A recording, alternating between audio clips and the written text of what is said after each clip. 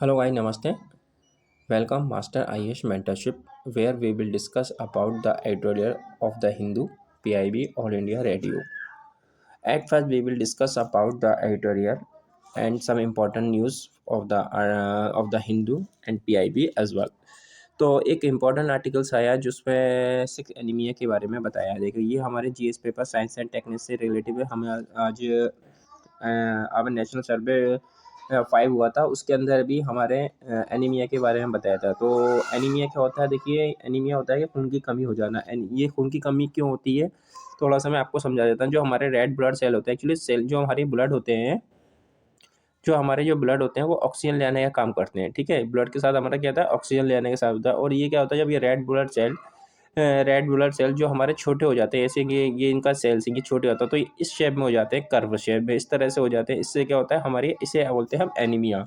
हाँ, इससे बोलते हैं हम एनीमिया, यानी कि वो सिकुड़ जाते हैं। इससे क्या होता है, फिर ऑक्सीजन जाने में दिक्कत होती है, तो आपको कई प्रकार की बीमारियां हो जाती हैं। तो ये हाँ, ये इसको बोलते हैं। ठीक है, और फिर अब ये एक साइक्लोन हुआ है। साइक्लोन हमारे यहाँ अभी इससे पहले कई साइक्लोन आ चुके हैं, और ये फेंगल साइक्लोन अभी चेन्नई की तरफ आया है। ठीक है, वे ऑफ बंगाल और अरेबियन सी में ही क्यों आता है? ठीक है, और यहाँ पर यहाँ बे ऑफ बंगाल दो जगह आता है, तो ज़्यादातर बे ऑफ बंगाल में ही तरफ आता है। तो बे ऑफ बंगाल में ऐसी क्या अहम वजह रही है, तो बे ऑफ बंगाल की तरफ ही आता है। तो आज हम इस पर भी डिस्कस करेंगे। और एक टॉपिक्स है, अच्छा टॉपिक्स है ये भी, चाइल्ड मैरिज डिक्लाइन हुई है हमारी हिंदुस्तान के अंदर। जो बच्चों की शादी हो जाती है, विवाह हो जाता है, इसमें आप देखेंगे तो बहुत ज़्यादा डिक्लाइन हुआ है। तो इसमें गवर्नमेंट का बहुत बड़ा इनिशिएटिव रहा है। तो आज हम इसके ऊपर डिस्कस भी करेंगे। ठीक है गाइज, आप please bear with me till end. और इसका मेंस आंसर राइटिंग में आपको लिखने में बहुत ज़्यादा अहम रोल अदा रहेगा। और मैंने कुछ इसमें क्वेश्चन भी दिए हैं गाइज, जो आप लिखने के काम में आएंगे। ओके गाइज, सबसे इम्पोर्टेंट, हाँ देखिए, आप बात करते हैं साइक्लोन की। ये साइक्लोन होता क्या है, पहले तो मैं बता दूं। देखिए साइक्लोन क्या होता है, इसमें ना लार्ज स्केल ऑफ एयर होते, हवा बहुत ज़्यादा तेज़, हवा हो बहुत ज़्यादा तेज़। ठीक है, जो रोटेट कर रहे हैं सराउंडिंग। ठीक है, ऑफ आ लोअर टेम्परेचर। देखो एयर जो होती है हाई टेम्परेचर से कहाँ जाती है, चलिए ध्यान रखिएगा। एयर जो होती है वो कहाँ जाती है, हाई टेम्परेचर से किधर की तरफ जाती है, लोअर टेम्परेचर की तरफ। ठीक है, एयर कैसे घूमती है, और अर्थ, हमारी जो धरती है, अर्थ है, अर्थ जो कैसे घूमती है, अर्थ जो हमारी रोटेट करती है, वो वेस्ट से टू ईस्ट की तरफ करती है हमारी अर्थ। ठीक है, अर्थ के वैसे करती है, वेस्ट से ईस्ट की तरफ करती है। तो यह एक इम्पोर्टेंट, ये आप ध्यान रखिएगा, ये इसका बेसिक तरीका है। तो अब मैं समझा देता हूँ। ठीक है, जो साइक्लोन जो बनता है, साइक्लोन ऐसे ही नहीं बनता है। साइक्लोन बनता है बहुत ज़्यादा तूफान, एयर बहुत ज़्यादा चल रही हो और रोटेट करे। ठीक है, रोटेट करे इन ऑफ अ लोअर टेम्परेचर की तरफ, जो हमारी है, मैंने बताया ना, ज़्यादा हाई से लोअर की तरफ एयर जाती है। तो हम जो बहुत ज़्यादा तेज़ हवा होगी वो क्या होगी, हाई हाई हाई प्रेशर से लोअर तेर की तरफ जाएगी, और वो बहुत ज़्यादा स्पीड से घूमेगी। ठीक है, बाय रेन हैवी रेन हो सकता है, स्प्रिंगल मोशन हो सकता है। ठीक है, ये सब उसके अंदर पाए जाते हैं। ठीक है, और ये सब और ये और किस डायरेक्शन पे जाएगी, किधर की साइड जाएगी, ये किसके अफेक्ट होता है, ये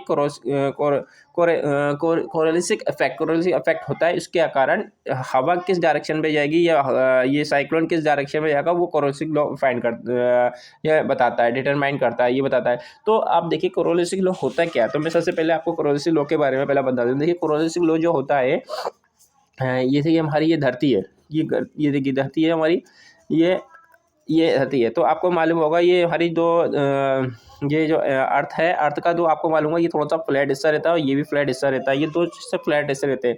तो हम स्पेरिकल नहीं, जॉय शेप की हमारी होती है धरती। ठीक है, जॉइंट स्पेरिकल। और ये जो बीच में देखेंगे, ये हमारे यहाँ इक्वेटर होता है। ठीक है, तो हम ऊपर वाले को नॉर्थर्न हेमिस्फीयर बोलते हैं, इसको नॉर्थर्न हेमिस्फीयर, और नीचे साउथर्न हेमिस्फीयर।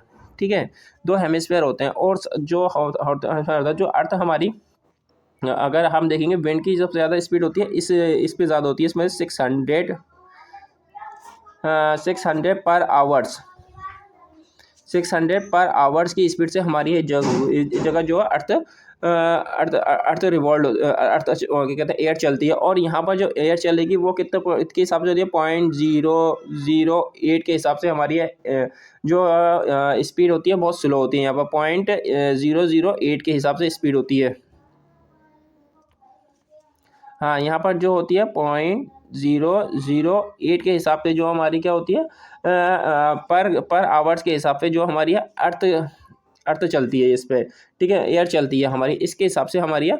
तो आप देखोगे जब यह कोरोलरी लॉ लगेगा तो इसके हिसाब से क्या होता है, जब इस इधर की तरफ जो एयर चलेगी वो थोड़ा सा इस साइड चलेगी, और ये जो चलेगी इसके अड़ोस पड़ोस ये हमारे इस साइड चलेगी, ठीक है। तो इसके कारण जो भी हमारा कोरोलरी फोर्स बनता है ये इसी के, क्योंकि अर्थ इधर की साइड, इधर की जब नॉर्थ की तरफ जाएगी तो हाँ जो एयर चलेगी वो उधर साइड चलेगी, और जब जब हम साउथ हेमिस्फीयर की होंगे तो एयर चलेगी, साइक्लोन चलेगा वो इस साइड चलेगा, क्योंकि कोरोलरी लॉ इफेक्ट करता है। कि आई होप यू आपके ये समझ में आई होगा। अब इससे अब आपके कभी भी ध्यान से निकलेगा नहीं है, ठीक है। अब बात करते हैं, देखिए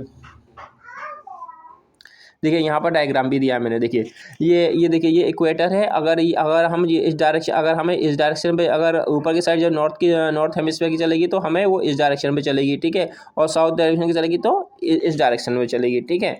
ये यहाँ पर दिया है, ठीक है। साइक्लोन में क्लॉकवाइज चलेगी और नॉर्थ वेस्ट में भी जब रोटेट करेगी वो क्लॉकवाइज करेगी, ठीक है। ऐसा करेक्टरिस्टिक क्यों बताए गए यहाँ पर आपको समझा देते हैं। देखिए मैंने आपको पहले ही बताया कि जो एयर जो हमारी मूव करती है हायर प्रेशर से लोअर प्रेशर की तरफ मूव करती है।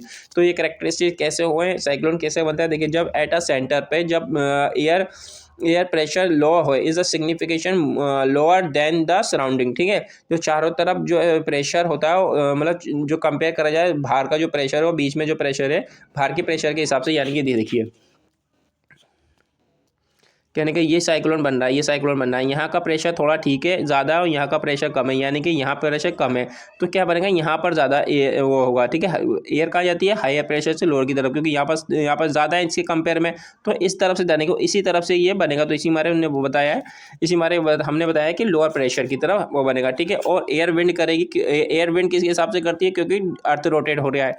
एयर किसके हिसाब से विंड कर रही है, तो मैंने बताया था ना अभी, इस डायरेक्शन पे जा रही है, क्योंकि अर्थ जो रोटेट कर रहा है, इस डायरेक्शन में जाएगी तो इधर इधर है, क्योंकि अर्थ रोटेट कर रहा है। ये इसी मारे ये विंड जो इसके हिसाब से चलती है, क्योंकि अर्थ रोटेट करता है। वर्टिकल सिचुएशन के में warm rising a warm air at a centre and sink air around, ठीक है। जो मैंने बताया ना गर्म हवा जो होती है, गर्म हवा जो होती है वर्टिकल सेक्टर कैसे बनेगा, राइजिंग अ वार्म एयर, जब गर्म हवा एट अ सेंटर पे होगी, और सिंक है इन अ कूलर एरिया, जो दो नंबर गर्म हवा जो ठंडी एरिया की तरफ आएगी उस सब जाके ये बनेगा। दूसरा इंपॉर्टेंट बात है एनर्जी रिसोर्स। इन एनर्जी रिसोर्स कैसा होता है, देखिए tropical cyclone drive energy from a heat release for a condensation of a water vapour over a warm ocean, ठीक है। यानी कि देखिए जब आपने देखा होगा समुद्र के किनारे, जब जो समुद्र होता है, समुद्र के किनारे आपने देखा होगा वहाँ पर जो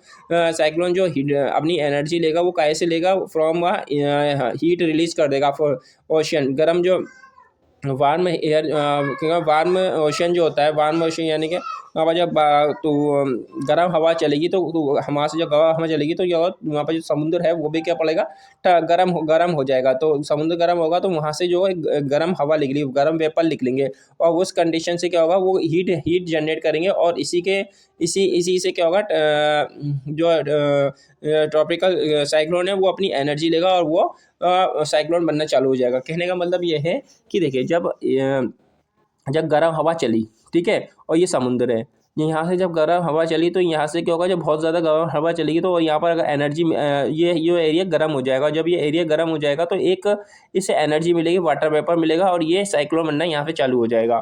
तो ये सब चीज़ यहाँ से चालू होना हो जाएगी, ठीक है। इससे हमारे से I hope you got it.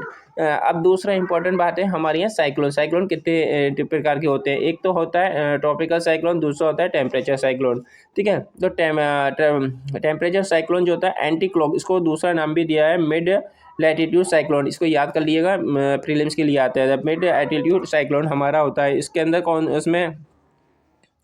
इसमें जो मिड साइक्लोन होता है तो ये किस उसमें ये जो ऐसा साइक्लोन होता है ये हमारे एटीट्यूड, कौन से एटीट्यूड पे पाया जाता है, 30 से 60 एटीट्यूड पे पाया जाता है, ठीक है, टेम्परेचर साइक्लोन, ठीक है। और ये दूसरा होता है जब वार्म एयर और एयर दो जो आपस में मिलती हैं तब जाके एक स्टॉर्म विंड होता है। दोनों ठंडी और गर्म हवा जब आपस में मिलेंगी तब जाके ये टेम्परेचर साइक्लोन जो है बनना चालू होगा, ठीक है। और ये जो मूव करेगा साउथर्न साइड की तरफ ये मूव करेगा, ठीक है। वो भी किस क्लॉक में, एंटी क्लॉक वाइज, ठीक है। एंटी क्लॉक वाइज कौन सा हमारा डायरेक्शन करेगा, टेम्परेचर कौन सा हमारा वो करेगा, ध्यान रखिएगा। टेम्परेट साइक्लोन हमारा एंटी क्लॉकवाइज चलेगा। ये एग्जाम पे आपसे पूछा जा सकता है, ठीक है। ठीक है, और इससे क्या है, वेरियस चीज़ रेन होती है, स्नो हो सकती है, और स्ट्रॉन्ग विंग बन सकती है, ठीक है। दूसरा है ट्रॉपिकल साइक्लोन। ट्रॉपिकल साइक्लोन जो रैपिडली जो स्ट्रॉन्ग विंड होती है, ठीक है, ये क्या by lower pressure centre, lower pressure के सेंटर के द्वारा ये बनाई जाती है, ठीक है। और या तो फिर स्ट्रॉन्ग विंड भी होगी या फिर हैवी रेन होगी, तभी ये आगे बनेगा, ठीक है। दूसरी इंपॉर्टेंट बात यह है कि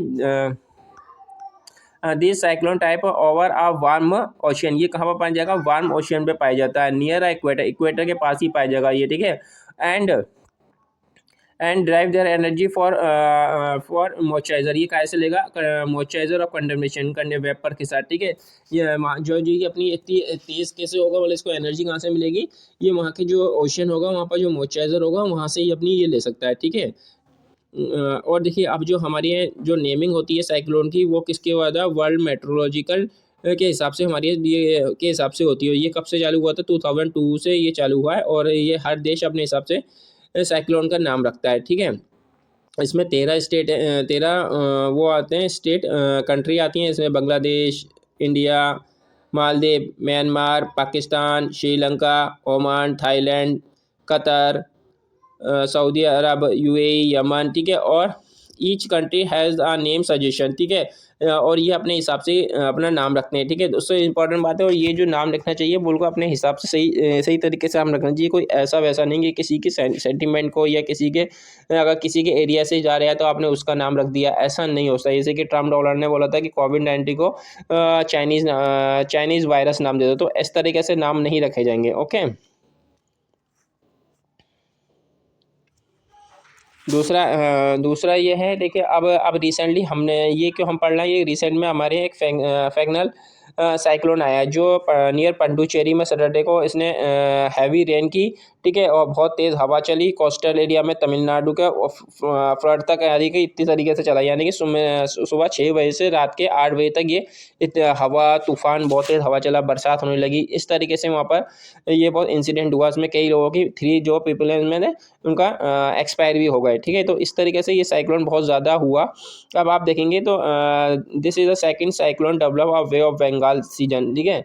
इस महीने में आपने देखे होंगे नवंबर दिसंबर के महीने में इस तरह के साइक्लोन होते हैं, क्योंकि उनको एटमॉस्फेयर इतना अच्छा मिल जाता है, इतना अच्छा मिल जाता है कि वो साइक्लोन में तब्दील हो जाते हैं। देखिए ज़्यादातर इसी एरिया में आप देखेंगे, ज़्यादातर इस एरिया में ज़्यादा, बे ऑफ बंगाल में ज़्यादा, अरेबियन सी में नहीं आता है, बे ऑफ बंगाल में ज़्यादा हमारे यहाँ होता है, ठीक है। ये देखिए, और ये कितनी किलोमीटर की स्पीड से चला, ये 90 किलोमीटर पर आवर की स्पीड से चला था ये, ठीक है, सैटरडे को। दूसरा ही बात है, देखिए हमारे यहाँ बे ऑफ अरेबियन सी और बे ऑफ बंगाल में इसमें डिफरेंट क्या है कि बे ऑफ बंगाल की तरफ ज़्यादा। हाँ, एक चीज़ और इम्पोर्टेंट, जो फैगनल जो साइक्लोन हुआ वो किसने रखा था, ये सऊदी अरब ने रखा है इसका नाम, ठीक है। और जो अभी जो नेक्स्ट जो आ सकते हैं साइक्लोन, उनका नाम कौन रखेगा, श्रीलंका रखेगा, और उसका नाम रखेगा शक्ति, और थाईलैंड रखेगा मोन्था, ठीक है। अब इसके बाद अगर जो भी साइक्लोन आएगा वो उसका नाम होगा शक्ति, किसके द्वारा रखा जाएगा, श्रीलंका के द्वारा। उसके बाद जो साइक्लोन आएगा वो लिखेगा थाईलैंड, थाईलैंड का नाम रखेगा मोन्थवा। तो ये अलग अलग नाम रखे गए। तो और ये फैगनल के नाम रखा गया अरब, अरब कंट्री के द्वारा, सऊदी अरब के द्वारा ये रखा गया है, ओके जी गाइज। सबसे इंपॉर्टेंट बात, ये साइक्लोन अब देखिए जो हमने बताया कि अरेबियन सी और वेस्ट बंगाल में क्या डिफरेंट है, वेस्ट बंगाल में क्यों आता है। देखिए cyclone occur in frequently Arabian Sea than a Bay of Bengal, Bay of Bengal के हिसाब से देखा जाए तो हमें अरेबियन सी में बहुत कम पाए जाते हैं, क्योंकि वहाँ पर जो है वेरिएशन इन सी सरफेस में बहुत ज़्यादा वेरिएशन होता है, ठीक है। अलग अलग प्रकार का वेरिएशन होता है, टेम्परेचर का, विंड का, पैटर्न का, जोग्राफिकल कंडीशन का। मगर यहाँ पर जो होता है वे ऑफ बंगाल में जो उनको मोर फेरिएबल कंडीशन मिल जाती है, ठीक है। वहाँ पर वार्म वाटर भी मिल जाता है, लोअर वर्टिकल विंड शेयर भी वहाँ मिल जाता है। तो इसके कारण, इसके मद्देनज़र रखते हुए वहाँ पर वे ऑफ बंगाल के अंदर बहुत ज़्यादा कंपेयर टू अरेबियन सी के हिसाब से, कंपेयर टू अरेबियन सी के हिसाब से, कंपेयर टू अरेबियन के हिसाब से वहाँ बे ऑफ बंगाल में फेरेबल कंडीशन के हिसाब से वहाँ पर जो होता है बहुत ज़्यादा हमें वो मिल जाता है साइक्लोन, ठीक है।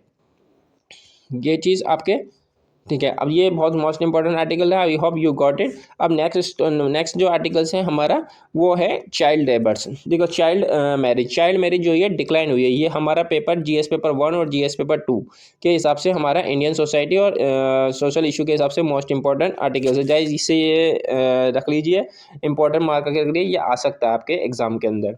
ठीक है, तो चाइल्ड मैरिज लास्ट ईयर भी कई बार आ चुका है, वो आगे हम दिखाएंगे। देखिए हमारी ये जो यूनियन मिनिस्ट्री है ना फॉर ह्यूमन चाइल्ड डेवलपमेंट, इसमें अन्नापूरन देवी जो मैडम है यूनियन मिनिस्टर है for women and child development की, तो उन्होंने बोला है कि हमारी ये चाइल्ड डिवीजन 47 थी, 47.4 थी, उसके हिसाब से ये क्या हुई है, कम हो गई है। यानी कि आप कितने पे आ गए, हम 23 पे आ गए। ठीक है, 23 में आ गए। ठीक है, किसके हिसाब से, 29 21 के हिसाब से ये। और ठीक है, ये किसके हिसाब से कम हुआ है, हमारा child provision of child marriage act जो था 2026 में, उसमें बहुत ज़्यादा अहम रोल अदा किया है इसके अकॉर्डिंग। तो हमारी आज जो ऑलमोस्ट कम हो चुकी है, ऑलमोस्ट हाफ हो गई हमारी। ठीक है, तो ये माइलस्टोन ये रहा हमारे लिए बहुत ज़्यादा इम्पोर्टेंट रहा। इससे क्या हुआ, हमारी जो बच्चों की शादी हो जाती है, बहुत ज़्यादा इस पर इफेक्ट पड़ा और हमने इतना अचीवमेंट कर लिया। ठीक है, तो ये देखिए इसकी जो रूट हैं ये एशियन टाइम से होती आई है, हमारे यहाँ पुराने ज़माने से ये ये सती प्रथा थी, ये से भी ये वो चली आ रही। सती प्रथा तो हम रोक पाए, मगर इससे अभी तक नहीं रोक पाए। तो ये इसके कारण हमें क्या हुआ, आज तक हमें ये झेलना पड़ रहा है। ये कुरीति है हमारे समाज में जो हमें इस पर इफेक्ट डालती है। ठीक है, ये सोशल कस्टम होता है, इकोनॉमिकल सिक्योरिटिकल और जेंडर नॉर्म्स होता है। ठीक है, तो इसमें क्या होता है, चाइल्ड लेबर्स जो है बचपन चाइल्ड मैरिज जो है एक ज़माने से होती आ रही है, यानी कि हमारे एशियन टाइम से होती आ रही है। क्यों होती आ रही है, कोई इसमें क्या होता है, एक तो गरीबी, दूसरा है आपको दहेज की प्रथा, लोगों को दहेज देना पड़ता है। ठीक है, वो बचपन में ही शादी कर देते हैं, ज़्यादा हमने देखा, किसी का देखा तो कर दिया। ठीक है, जो क्रॉनिकल एरा था, जब जब होता, इसमें सबसे ज़्यादा राजा राम मोहन राय, ईश्वर चंद्र विद्यासागर, फिर बाद में महात्मा गांधी ने भी इस पर इफेक्ट दिया। पहले जो 1819 एक्ट जो था, उसमें गर्ल्स की 12 साल रखी गई। फिर चाइल्ड मैरिज एज जो शारदा एक्ट बोलते हैं, 1929 में जो एक्ट बना, इसमें गर्ल्स की 14 कर दी, बॉयज़ की 18 कर दी। ठीक है, यहाँ पर थोड़ा सा कम कर दिए, कम इनको थोड़ी सी बढ़ा दी गई, क्योंकि ईश्वर चंद विद्यासागर राजा राम मोहन के इफेक्ट डालने पे। ठीक है, जो फिर जब देश आज़ाद हो गया तो हमारा 1978 इसमें बना, तो इसमें एज गर्ल्स की हो गई 18 साल और बॉयज़ की हो गई 21 ईयर। ठीक है, अभी भी इसमें जो है गर्ल्स की जो है आप देखेंगे इसमें 21 कर दी गई है इस बार। अगर आप इसमें देखेंगे तो इस गर्ल्स की भी 21 कर दी गई है, बॉयज़ की भी 21 कर दी गई है। ठीक है, इससे क्या होता है, देखिए इससे क्या होगा, एक तो क्या होगा, आप हमने जो इससे देखिए डायरेक्ट इनडायरेक्ट बहुत ज़्यादा इफेक्ट पड़ेगा। पहला इफेक्ट पड़ेगा कि हमारी जो फीमेल है उनकी जो होगा एनीमिया जैसी बीमारियां होती हैं वो कम होगी। दूसरा है पॉपुलेशन पे भी अफेक्ट पड़ेगा कि पॉपुलेशन ज़्यादा नहीं होगी। और दूसरा अफेक्ट ये होगा कि वो इंडिपेंडेंट हो सकती हैं। ठीक है, हमारे देश के अगर वो ज़्यादा पढ़ लिख सकती हैं। ठीक है, पहले क्या होता था, ज़्यादा लड़की 12th पास करा तो अब शादी कर दी, मतलब ग्रेजुएशन के फर्स्ट ईयर सेकेंड ईयर में भी शादी होती थी। अब क्या होगा, वो कंप्लीट ग्रेजुएशन कर पाएगी और एजुकेशन अच्छी ले पाएगी, और इससे क्या होगा, और वो अपना और अपने जो होगा कि कहते हैं और हमारे जो देश में जीडीपी में उसकी एक भाग रहेगा, एक जिससे काम कर सकेगी और जिससे जीडीपी का एक अच्छा इफेक्ट पड़ेगा। ये सब हमारे इसके अंदर इससे ये इफेक्ट पड़ेगा, क्योंकि अगर आप देखें जो बच्ची 18 साल की थी, आज वो 21 साल की भी शादी हो रही है, पूरा टोटल आप देखेंगे 23 ईयर का कंप्लीट हमें डिफरेंट नज़र आ रहा है। तो 300 डिफरेंट में क्या होगा, आपकी एनीमिया जैसी, बच्ची बचपन में शादी हो जाती थी तो एनीमिया जैसी बीमारी होती थी। ठीक है, और अब पॉपुलेशन भी जल्दी बढ़ती थी। ठीक है, इससे बहुत ज़्यादा फर्क रुकेगा, इससे इस चीज़ों पे लगाम आएगी। ठीक है, अब आप देखेंगे जो हमारे यहाँ रिसेंटली क्या चैलेंजेस आए चाइल्ड डिफरेंट उसके अंदर। तो 2024 में मैंने बताया 2006 का एक्ट है, इसके अंदर अभी जो 2019 और 21 का हम देखेंगे तो वेस्ट बंगाल, बिहार, राजस्थान, इसमें क्या हुआ था, अगर देखेंगे बहुत ज़्यादा क्या हुआ इसमें, आपने देखा बहुत ज़्यादा रोकी गई हैं शादियाँ, ठीक है। इसमें पहले बहुत अच्छी शादी होती थी, आप कोविड-19 के अंदर हम देखा तो इसमें क्या हुआ, बहुत ज़्यादा रोकी गई हैं, ठीक है। यूनियन ग्लोबल वे में क्या देखते हैं, तो ग्लोबल में देखेंगे यूनाइटेड नेशनल ऑफ एशिया की जो डिक्लाइन हुई है in the child marriage act, ठीक है। यानी कहने का मतलब है यूएन ने बताया कि साउथ एशिया की तरफ यानी डिक्लाइन हुई है चाइल्ड मैरिज है, ठीक है। उसमें इंडिया का कंट्रीब्यूशन बहुत ज़्यादा रहा है। ये बात यूएन ने अपने अपने उसमें कही है, ठीक है। मगर इसके बावजूद भी हम अब 1/3 चाइल्ड मैरिज हो रही है इंडिया के अंदर, ठीक है। इतनी पॉपुलेशन होने के बावजूद भी हमारी जो पॉपुलेशन हो रही है 1/3 हो रही है। गाइज ये आप लिख ली करिए, इससे क्या होगा, मेंस आंसर राइटिंग में आपको अच्छे मार्क्स मिल सकते हैं। You will get a 1 extra marks as, ठीक है। करंट चैलेंजेस क्या है हमारे, देखिए जो प्रिविलेंस के हिसाब से था, बिहार, राजस्थान, आसाम, उत्तर प्रदेश, इसमें ज़्यादा आप देखेंगे यहाँ शादियाँ होती हैं। दूसरा है कल्चर नॉर्म्स, इसमें root deep root social deep roots हमारी जो है ये बहुत ज़्यादा मतलब हमारे दादा परदादा करते हुआ आ रहा है, ठीक है। तो ये एक कल्चर बन चुका है। एक दूसरा है पॉवर्टी, गरीबी के मार से। दूसरा लैकिंग ऑफ एजुकेशन के हिसाब से ये हमारे ये कुरीति हमारे समाज में हो चुकी है, ठीक है। और लीगल गैप, ठीक है। फोर्सफुली शादी करा देना, ये भी क्या रखा गया है। इस बार बाल विवाह मुक्त अभियान भारत ने चलाया है, ठीक है। Child marriage free Indian camping Bharat सरकार ने चलाई है 2024 में। ये प्रीलिम्स के हिसाब से पूछा जा सकता है, इसको ध्यान रखिएगा, ठीक है।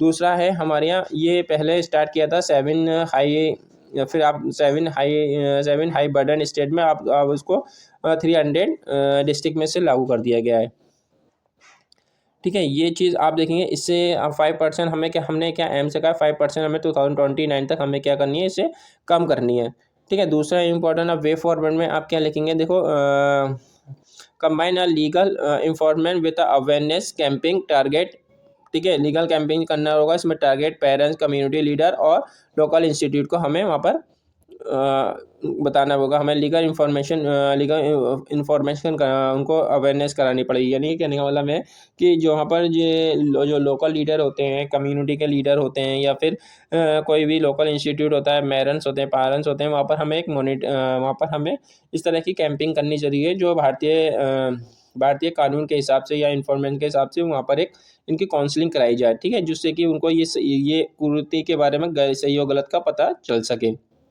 ओके गाइस, दूसरा इंपॉर्टेंस है हमारा अभी जो रिसेंटली आया है, इसमें भी हमारा अभी देखेंगे एनीमिया के बारे में हमारे दिया है। जो हॉस्पिटल है वहाँ पर बोला गया है कि हमारे जो एनीमिया जैसी बीमारी हमारे यहाँ देश में बहुत ज़्यादा बढ़ रही है, ठीक है। तो आप देखेंगे जो sick anaemia is a genetic disorder, ये सिक एनीमिया एक जेनेटिक डिसऑर्डर है। इसे प्राइमरी इफेक्ट ऑफ हीमोग्लोबिन, ठीक है।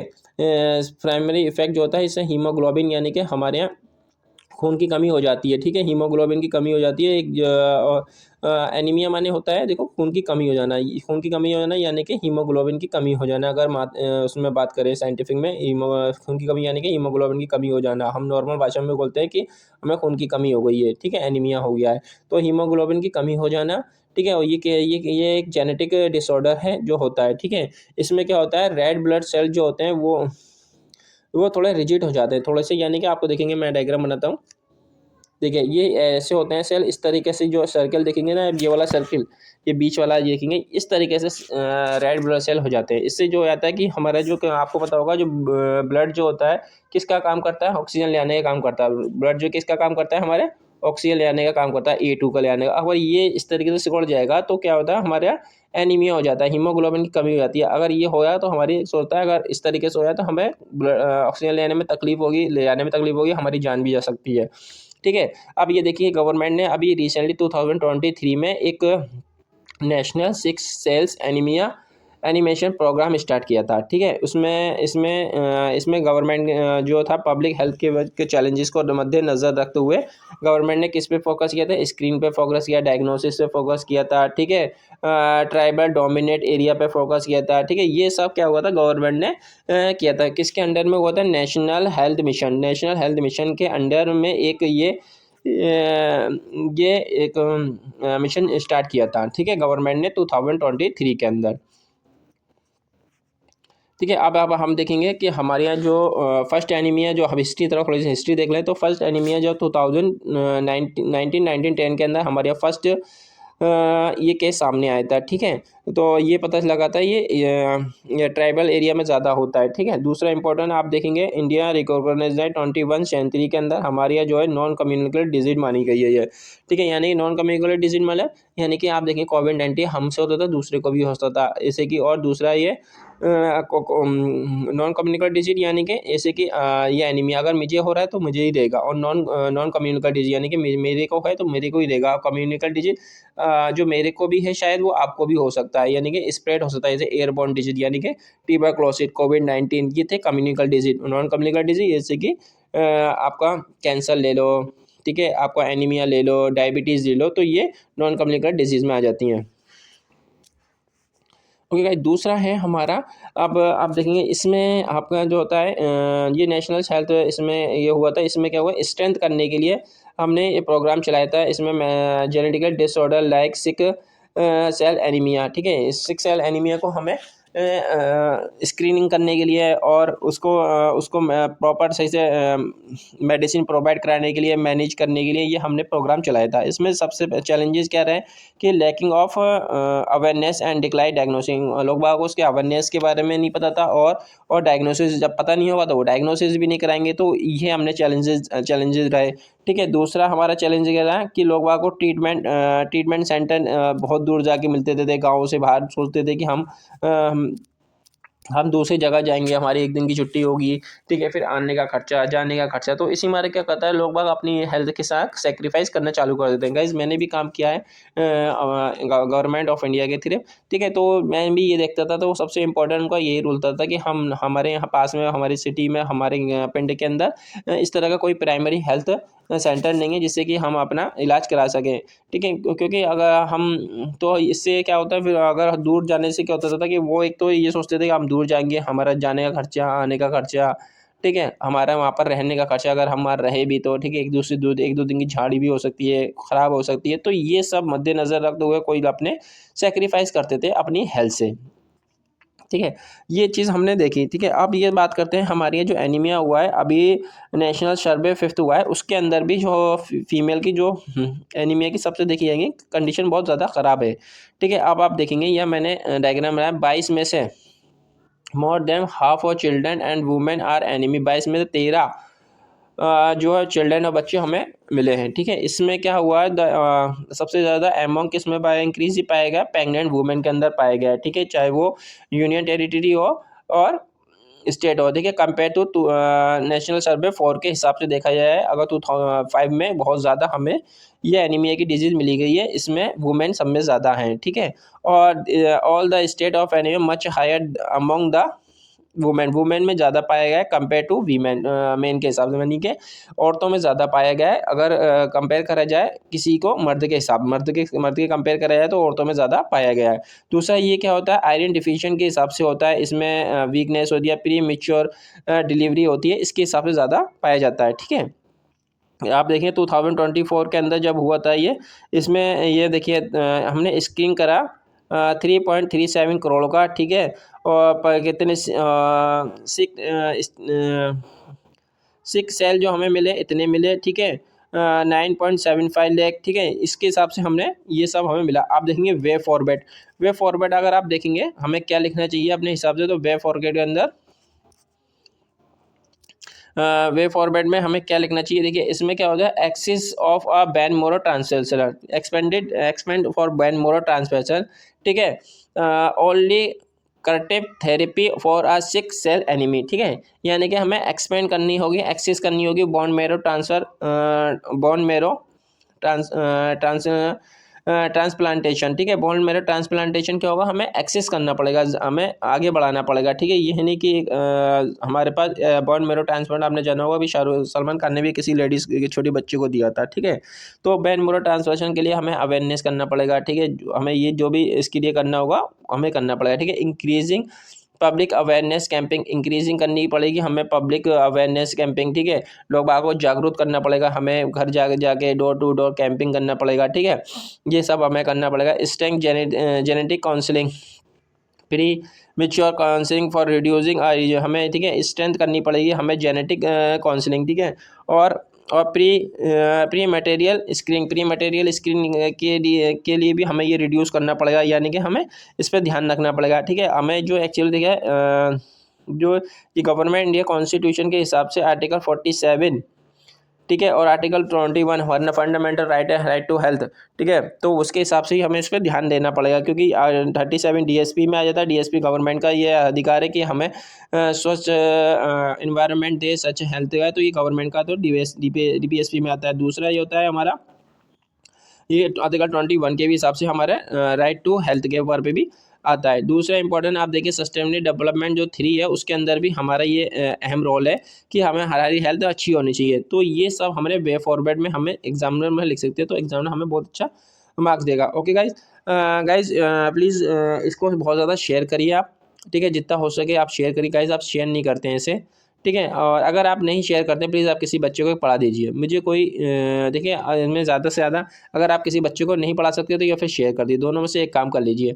या जो बड़ी बड़ी जो फीसें देते हैं, बड़े बड़े इंस्टीट्यूट में जाते हैं, बड़े बड़े एग्जाम हॉल में जाते हैं, ठीक है, वहाँ देते हैं, तो इससे बढ़िया है कि मैं इनको घर बैठे ये इतनी अच्छी क्वालिटी की एजुकेशन दे रहा हूँ, ठीक है, वीडियो लेके आ रहा हूँ, ठीक है। तो प्लीज़ गाइज आप इनको शेयर ज़रूर करें, जिससे क्या होगा कि जो बच्चा नहीं पढ़ सकता है, जो बच्चा अपनी किसी फाइनेंशियली कंडीशन के मारे अच्छी एजुकेशन नहीं ले सकता है गाइज, उसके ऊपर भी पहुँच सकता है, हो सकता है कि आपको उसका पुण्य मिले, आपको उसका सवाब मिले। तो गाइज प्लीज़ इसे शेयर ज़रूर करें। Okay guys, thank you so much.